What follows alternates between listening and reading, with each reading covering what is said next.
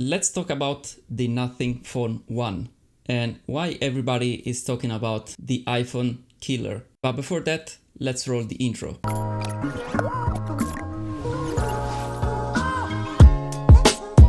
Hey, what's up? It's always me, Johnny, and welcome to my new video. So today we're gonna talk about the Nothing Phone 1. So the first phone from the Nothing company. As you may know, it is one of the founder of OnePlus. They already released a pair of in-ear headphones and they are wireless, they are very cool, but we don't care about that. Let's talk about this new Nothing Phone 1.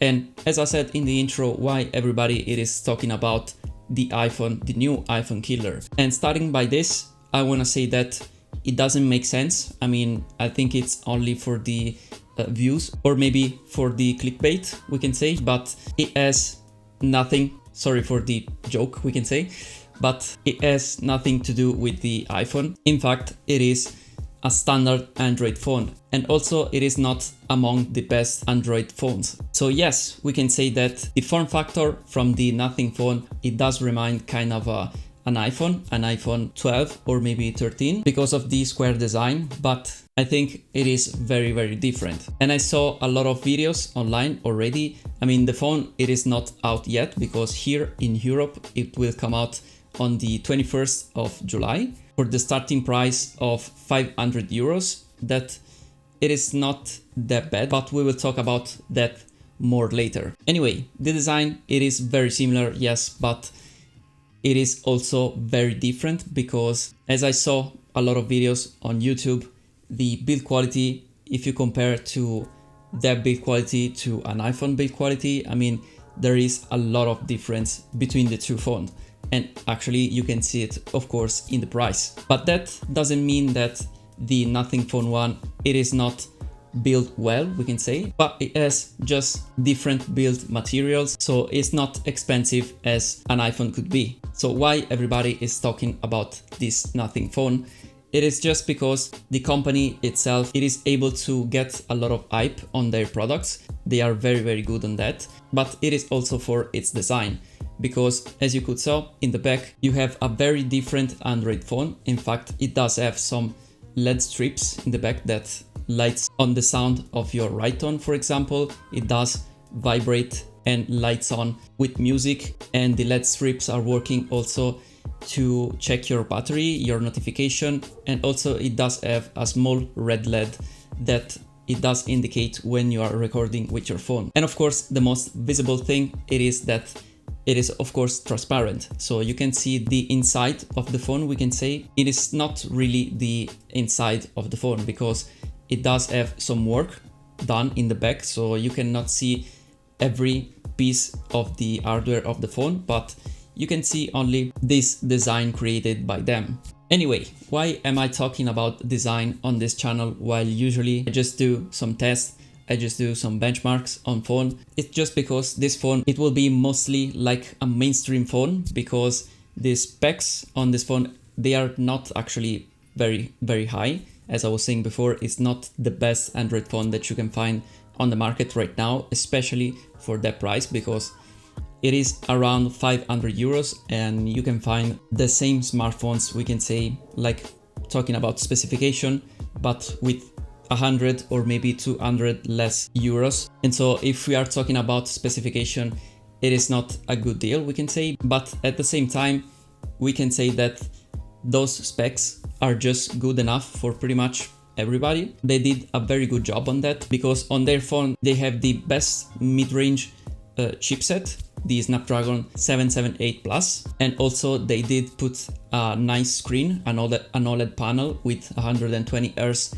of refresh rate, so that's very good. And also talking about the cameras, they did the best thing that they could do because you have only two sensors in the back, and they are the main camera and the ultra wide angle camera. So these are the most used camera in a phone, and I just agree totally on their choice because other cameras like macro, telezoom, or any other camera are most of the time useless, but you will always use the ultra wide angle and your main camera. But here too, the sensors of these cameras are not the best because they are sensor from Sony, and you can find those sensors on other phone like mid-range phone like OnePlus Nord 2 and other phone like that. So basically why you should buy this phone. I think, in my opinion, it is just to have something different, because every phone, it is the same as every Android phone, but with this one you have a very particular phone and you can recognize also this phone by far away, and this is a very good thing, a very good marketing strategy. But also if you seek like a mid-range phone with pretty much every high-end smartphone feature, like the wireless charging and also reverse wireless charging, that it is not included in every mid-range phone. Also the screen, it is not included in every other mid-range phone, that this one it is 120 Hz. And also you will find a nice operating system, because it's always Android of course, but it is a skin called Nothing OS that's pretty much Android stock with some features that are very optimized for this phone. So I think overall it is not a bad phone. And also talking about the price, it is well placed in my opinion, because we are not talking about, I repeat, the specs and the performance of this phone, but the uniqueness, we can say, of the phone. So if you want to buy something unique, something particular, something different from other Android phones, I mean, you have this choice.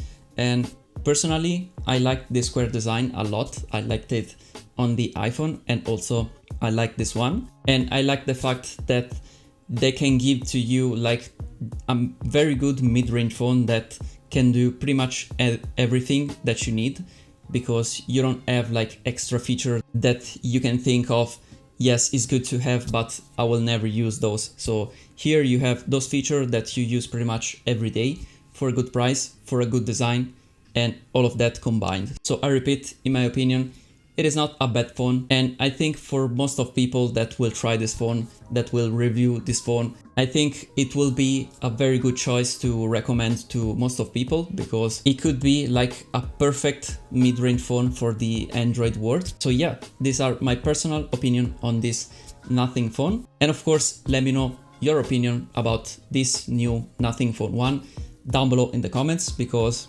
I'm curious to know your opinion, of course. And also, if you did like this video, just hit a like button down below, it's free. And also, what is free, subscribe to this channel if you haven't already, because I mean, it will help me very, very much. Anyway, as always, thanks for watching this video, and I will see you in my next one. Bye for now.